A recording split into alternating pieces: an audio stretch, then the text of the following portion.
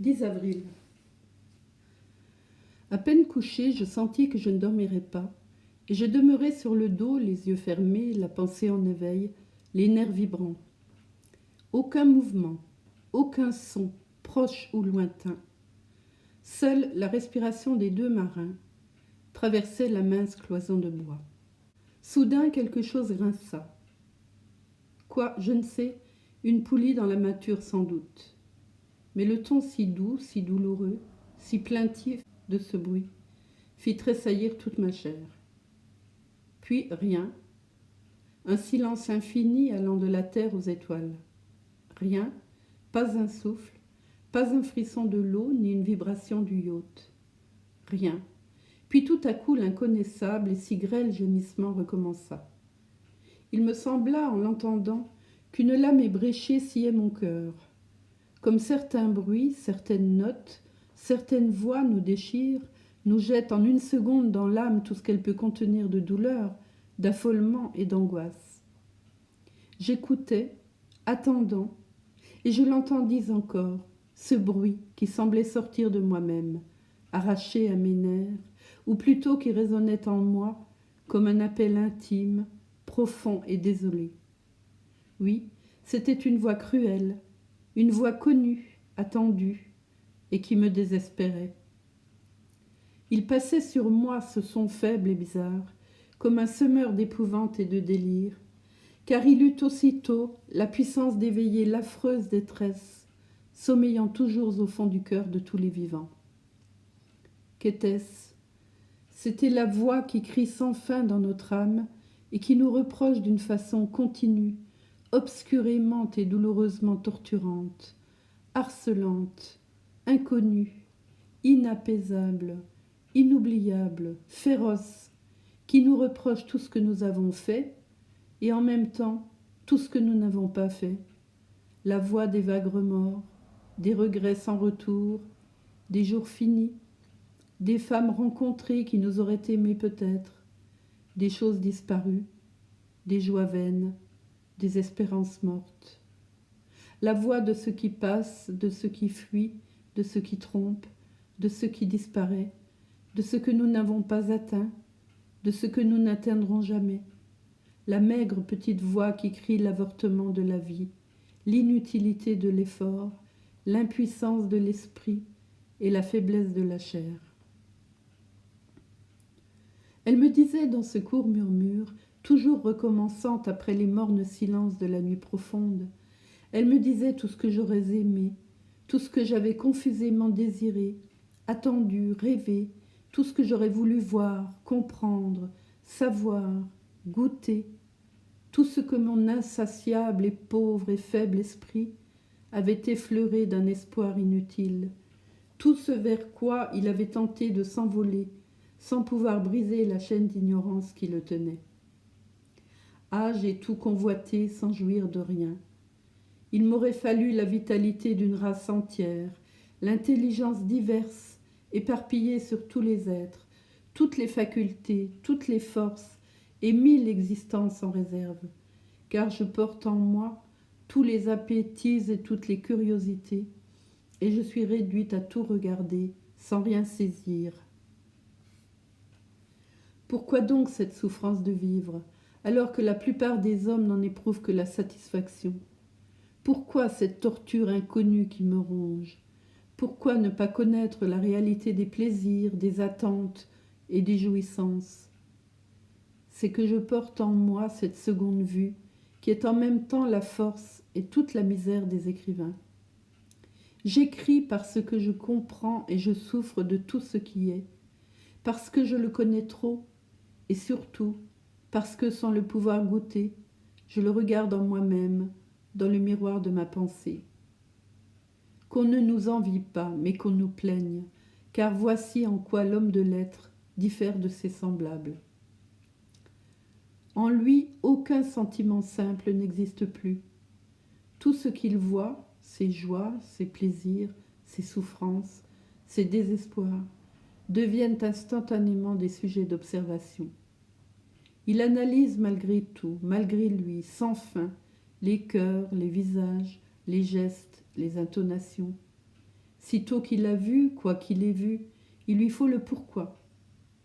Il n'a pas un élan, pas un cri, pas un baiser qui soit franc, pas une de ces actions instantanées qu'on fait parce qu'on doit les faire, sans savoir, sans réfléchir, sans comprendre, sans se rendre compte ensuite. S'il souffre, il prend note de sa souffrance et la classe dans sa mémoire.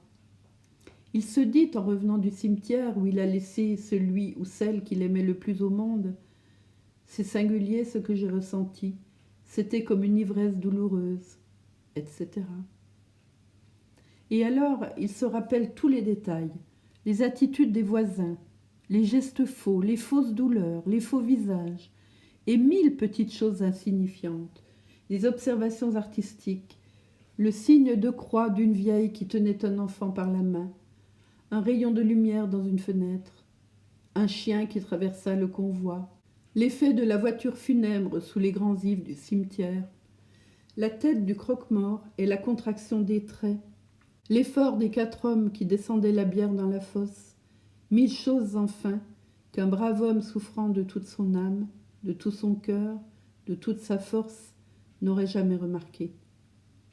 Il a tout vu, tout retenu, tout noté, malgré lui, parce qu'il est avant tout un homme de lettres et qu'il a l'esprit construit de telle sorte que la répercussion chez lui est bien plus vive, plus naturelle pour ainsi dire, que la première secousse, l'écho plus sonore que le son primitif. Il semble avoir 2 âmes, l'une qui note, explique, commente chaque sensation de sa voisine, l'âme naturelle, commune à tous les hommes. Et il vit condamné à être toujours, en toute occasion, un reflet de lui-même et un reflet des autres, condamné à se regarder sentir, agir, aimer, penser, souffrir, et à ne jamais souffrir, penser, aimer, sentir comme tout le monde, bonnement, franchement, simplement, sans s'analyser soi-même après chaque joie et après chaque sanglot. S'il cause, sa parole semble souvent médisante, uniquement parce que sa pensée est clairvoyante et qu'il désarticule tous les ressorts cachés des sentiments et des actions des autres. S'il écrit, il ne peut s'abstenir de jeter en ses livres tout ce qu'il a vu, tout ce qu'il a compris, tout ce qu'il sait, et cela sans exception pour les parents, les amis, mettant à nu, avec une impartialité cruelle, les cœurs de ceux qu'il aime ou qu'il a aimés, exagérant même, pour grossir les faits, uniquement préoccupé de son œuvre et nullement de ses affections. Et s'il aime une femme, il la dissèque comme un cadavre dans un hôpital. Tout ce qu'elle dit, ce qu'elle fait est instantanément pesé dans cette délicate balance de l'observation qu'il porte en lui et classé à sa valeur documentaire. Qu'elle se jette à son cou dans un élan irréfléchi, il jugera le mouvement en raison de son opportunité, de sa justesse, de sa puissance dramatique, et le condamnera tacitement s'il le sent faux ou mal fait. Acteur et spectateur de lui-même et des autres, il n'est jamais acteur seulement comme les bonnes gens qui vivent sans malice. Tout autour de lui devient de verre, les cœurs, les actes, les intentions secrètes, et il souffre d'un mal étrange, d'une sorte de dédoublement de l'esprit qui fait de lui un être effroyablement vibrant, machiné, compliqué et fatigant pour lui-même. Sa sensibilité particulière et maladive le change en outre en écorché vif, pour qui presque toutes les sensations sont devenues des douleurs. Je me rappelle les jours noirs où mon cœur fut tellement déchiré par des choses aperçues une seconde, que les souvenirs de ces visions demeurent en moi comme des plaies.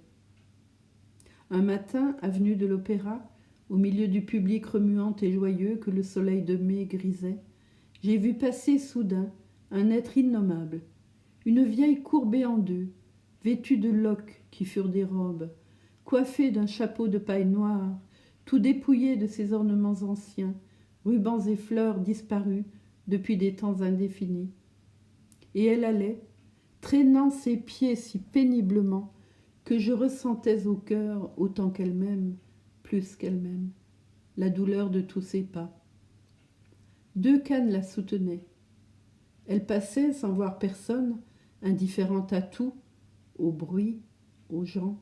aux voitures, au soleil. Où allait-elle? Vers quel taudis?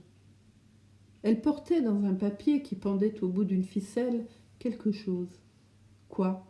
Du pain? Oui, sans doute. Personne, aucun voisin n'ayant pu ou voulu faire pour elle cette course, elle avait entrepris, elle, ce voyage horrible, de sa mansarde au boulanger. 2 heures de route au moins pour aller revenir. Et quelle route douloureuse, quel chemin de la croix plus effroyable que celui du Christ. Je levai les yeux vers les toits des maisons immenses. Elle allait là-haut. Quand y serait-elle? Combien de repos haletants sur les marches, dans le petit escalier noir et tortueux. Tout le monde se retournait pour la regarder. On murmurait « pauvre femme », puis on passait. Sa jupe, son haillon de jupe, traînait sur le trottoir, à peine attaché sur son débris de corps. Et il y avait une pensée là-dedans. Une pensée, non, mais une souffrance épouvantable, incessante, harcelante. Oh, la misère des vieux sans pain, des vieux sans espoir, sans enfants, sans argent, sans rien autre chose que la mort devant eux. Y pensons-nous? Y pensons-nous aux vieux affamés des mansardes? Pensons-nous aux larmes de ces yeux ternes qui furent brillants, émus et joyeux jadis? Une autre fois, il pleuvait. J'allais seul, chassant par la plaine normande, par les grands labourés de bougras qui fondaient et glissaient sous mon pied. De temps en temps, une perdrix surprise, blottie contre une motte de terre, s'envolait lourdement sous l'averse. Mon coup de fusil, éteint par la nappe d'eau qui tombait du ciel, claquait à peine comme un coup de fouet, et la bête grise s'abattait avec du sang sur ses plumes. Je me sentais triste à pleurer comme les nuages qui pleuraient sur le monde et sur moi, trempée de tristesse jusqu'au cœur, accablée de lassitude à ne plus lever mes jambes, engluée d'argile. Et j'allais rentrer quand j'aperçus, au milieu des champs, le cabriolet du médecin qui suivait un chemin de traverse. Elle passait, la voiture noire et basse, couverte de sa capote ronde et traînée par son cheval brun, comme un présage de mort errant dans la campagne par ce jour sinistre. Tout à coup, elle s'arrêta. La tête du médecin apparut et il cria « Hé !» J'allai vers lui, il me dit « Voulez-vous m'aider à soigner une diphtérique ? Je suis seule et il faudrait la tenir pendant que j'enlèverai les fausses membranes de sa gorge. » « Je viens avec vous, répondis-je, et je montai dans sa voiture. Il me raconta ceci. L'angine, l'affreuse angine qui étrangle les misérables hommes, avait pénétré dans la ferme des Martinets, de pauvres gens. Le père et le fils étaient morts au commencement de la semaine. La mère et la fille s'en allaient aussi maintenant. Une voisine qui les soignait, se sentant soudain indisposée, avait pris la fuite la veille même, laissant ouverte la porte et les 2 malades abandonnés sur leur grabat de paille, sans rien à boire, seuls, râlant, suffocants, agonisants, seuls depuis 24 heures. Le médecin venait de nettoyer la gorge de la mère et l'avait fait boire. Mais l'enfant, affolé par la douleur et l'angoisse des suffocations, avait enfoncé et caché sa tête dans la paillasse sans consentir à se laisser toucher. Le médecin, accoutumé à ces misères, répétait d'une voix triste et résignée « Je ne peux pourtant point passer mes journées chez mes malades. Christi, celle-là serre le cœur. Quand on pense qu'elles sont restées 24 heures sans boire. Le vent chassait la pluie jusqu'à leur couche. Toutes les poules s'étaient mises à l'abri dans la cheminée. » Nous arrivions à la ferme. Il attacha son cheval à la branche d'un pommier devant la porte et nous entrâmes. Une odeur forte de maladie et d'humidité, de fièvre et de moisissure, d'hôpital et de cave nous saisit à la gorge. Il faisait froid, un froid de marécage, dans cette maison sans feu, sans vie, grise et sinistre. L'horloge était arrêtée. La pluie tombait par la grande cheminée dont les poules avaient éparpillé la cendre, et on entendait dans un coin sombre un bruit de soufflet rauque et rapide. C'était l'enfant qui respirait. La mère, étendue dans une sorte de grande caisse de bois, le lit des paysans, et cachée par de vieilles couvertures et de vieilles hardes, semblait tranquille. Elle tourna un peu la tête vers nous. Le médecin lui demanda « Avez-vous une chandelle ?» Elle répondit d'une voix basse, accablée, dans le buffet. Il prit la lumière et m'emmena au fond de l'appartement, vers la couchette de la petite fille. Elle haletait, les joues décharnées, les yeux luisants, les cheveux mêlés, effrayante. Dans son cou maigre et tendu, des creux profonds se formaient à chaque aspiration. Allongée sur le dos, elle serrait de ses deux mains les loques qui la couvraient. Et dès qu'elle nous vit, elle se tourna sur la face pour se cacher dans la paillasse. Je la pris par les épaules, et le docteur, la forçant à montrer sa gorge, en arracha une grande peau blanchâtre qui me parut sèche comme un cuir. Elle respira mieux tout de suite et but un peu. La mère, soulevée sur un coude, nous regardait. Elle balbutia. « C'est-il fait ? Oui, c'est fait. J'allons-y rester toute seule ?» Une peur affreuse faisait frémir sa voix, peur de cet isolement, de cet abandon, des ténèbres et de la mort qu'elle sentait si proche. Je répondis « Non, ma brave femme, j'attendrai que le docteur vous ait envoyé la garde. » Et me tournant vers le médecin « Envoyez-lui la mère Mauduit, je la paierai. »« Parfait, je vous l'envoie tout de suite. » Il me serra la main, sortit, et j'entendis son cabriolet qui s'en allait sur la route humide. Je restai seule avec les deux mourantes. Mon chien Paf s'était couché devant la cheminée noire, et il me fit songer qu'un peu de feu serait utile à nous tous. Je ressortis donc pour chercher du bois et de la paille, et bientôt une grande flambée éclaira jusqu'au fond de la pièce le lit de la petite, qui recommençait à haleter. Et je m'assis, tendant mes jambes vers le foyer. La pluie battait les vitres, le vent secouait le toit. J'entendais la laine courte, dure, sifflante des deux femmes, et le souffle de mon chien, qui soupirait de plaisir, roulé devant l'âtre clair. La vie, qu'est-ce que cela ? Ces deux misérables qui avaient toujours dormi sur la paille, mangé du pain noir, travaillé comme des bêtes, souffert toutes les misères de la terre, allaient mourir. Qu'avaient-elles fait ? Le père était mort, le fils était mort. Ces gueux passaient pourtant pour de bonnes gens qu'on aimait et qu'on estimait, de simples et honnêtes gens. Je regardais fumer mes bottes et dormir mon chien, et en moi entra soudain une joie sensuelle et honteuse en comparant mon sort à celui de ces forçats. La petite fille se mit à râler, et tout à coup ce souffle rauque me devint intolérable. Il me déchirait comme une pointe dont chaque coup m'entrait au cœur. J'allai vers elle. « Veux-tu boire ?» lui dis-je. Elle remua la tête pour dire oui, et je lui versai dans la bouche un peu d'eau qui ne passa point. La mère, restée plus calme, s'était retournée pour regarder son enfant.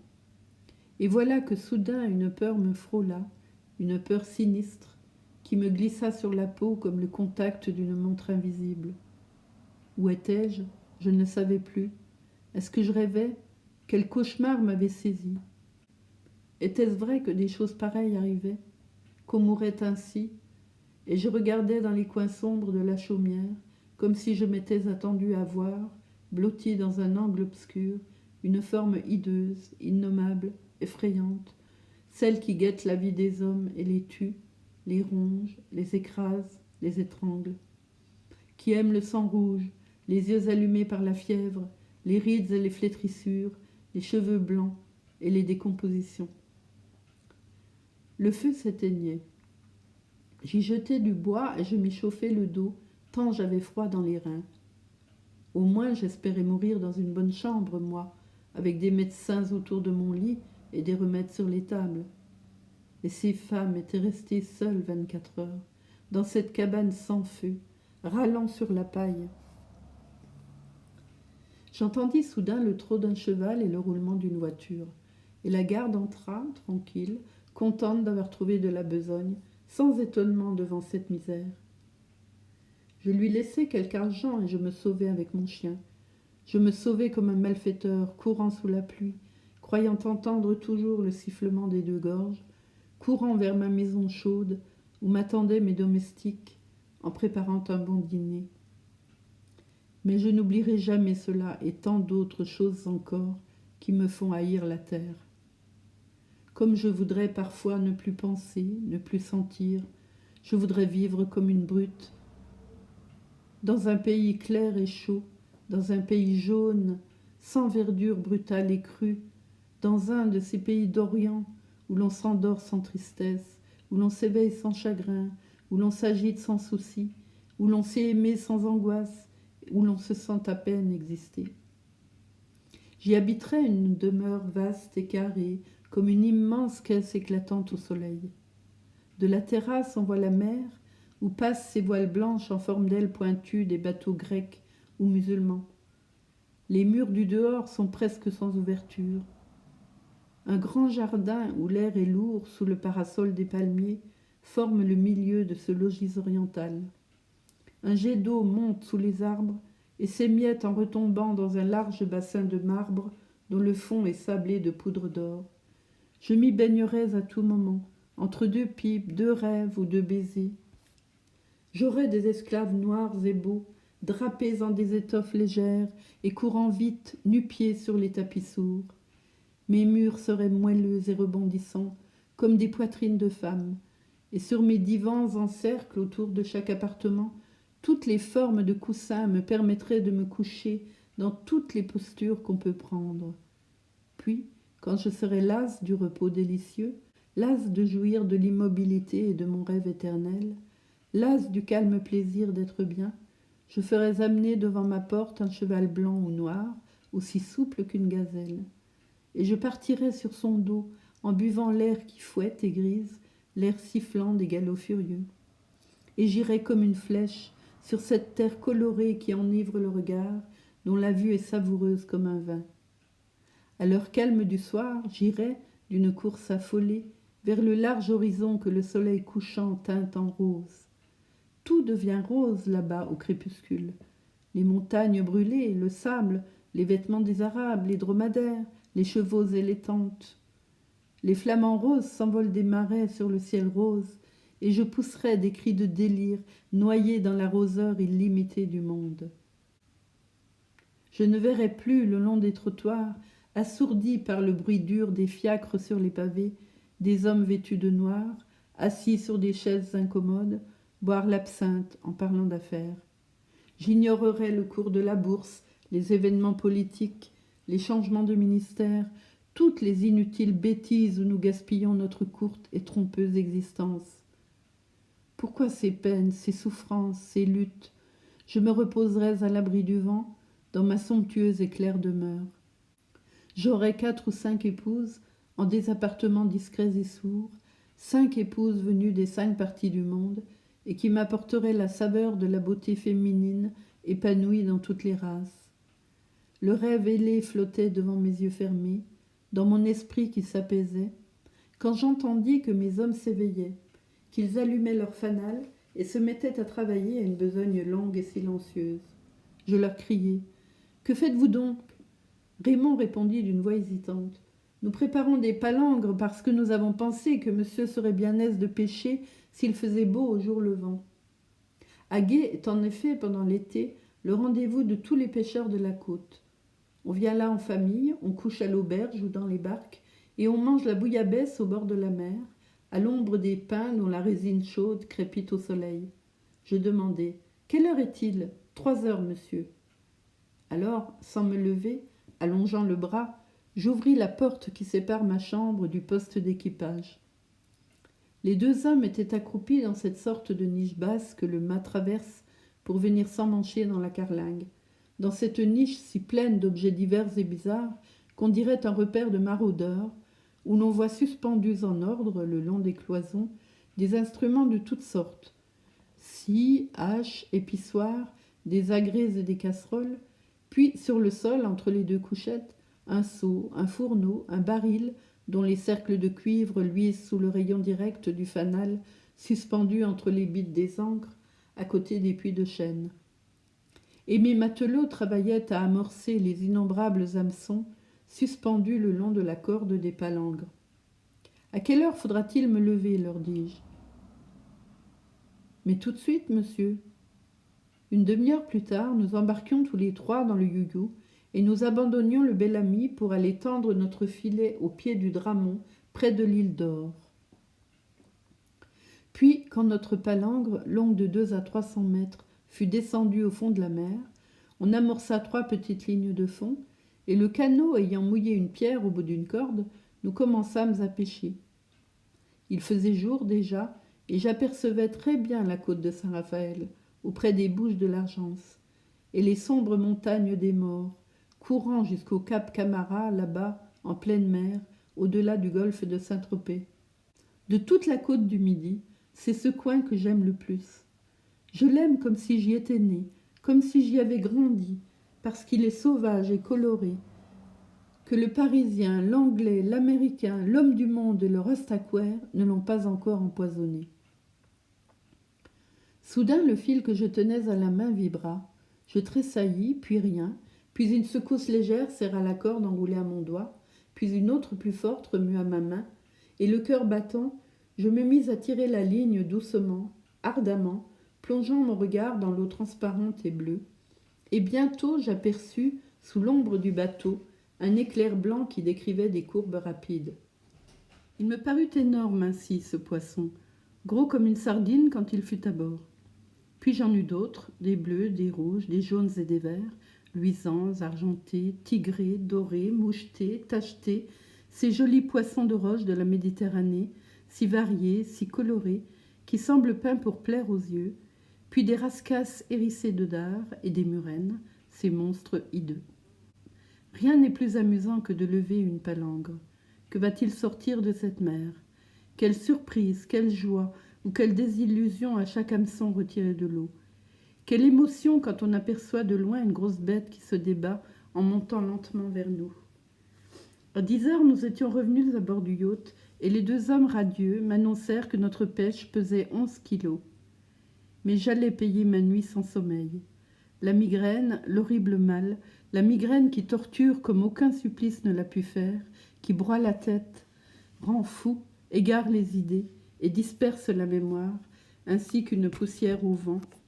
La migraine m'avait saisi et je dus m'étendre dans ma couchette, un flacon d'éther sous les narines. Au bout de quelques minutes, je crus entendre un murmure vague qui devint bientôt une espèce de bourdonnement, et il me semblait que tout l'intérieur de mon corps devenait léger, léger comme de l'air, qu'il se vaporisait. Puis ce fut une sorte de torpeur de l'âme, de bien-être somnolent, malgré les douleurs qui persistaient, mais qui cessaient cependant d'être pénibles. C'était une de ces souffrances qu'on consent à supporter, et non plus ces déchirements affreux contre lesquels tout notre corps torturé proteste. Bientôt l'étrange et charmante sensation de vide que j'avais dans la poitrine s'étendit, gagna les membres qui devinrent à leur tour légers, légers, comme si la chair et les os se fussent fondus et que la peau seule fût restée, la peau nécessaire pour me faire percevoir la douceur de vivre, d'être couché dans ce bien-être. Je m'aperçus alors que je ne souffrais plus. La douleur s'en était allée, fondue aussi, évaporée. Et j'entendis des voix, 4 voix, 2 dialogues, sans rien comprendre des paroles. Tantôt ce n'étaient que des sons indistincts, tantôt un mot me parvenait. Mais je reconnus que c'étaient là simplement les bourdonnements accentués de mes oreilles. Je ne dormais pas, je veillais, je comprenais, je sentais, je raisonnais avec une netteté, une profondeur, une puissance extraordinaire, et une joie d'esprit, une ivresse étrange venue de ce décuplement de mes facultés mentales.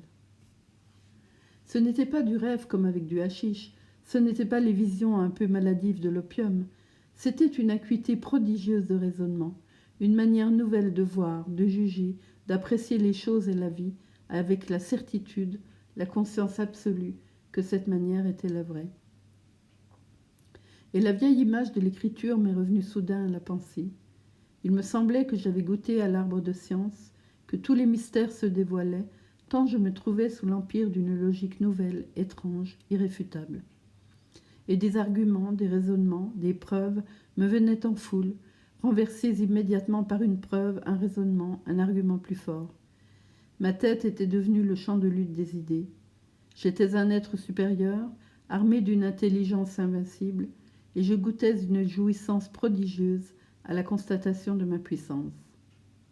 Cela dura longtemps, longtemps, Je respirais toujours l'orifice de mon flacon d'éther. Soudain, je m'aperçus qu'il était vide, et la douleur recommença. Pendant 10 heures, je dus endurer ce supplice contre lequel il n'est point de remède, puis je dormis, et le lendemain, alerte comme après une convalescence, ayant écrit ces quelques pages, je partis pour Saint-Raphaël.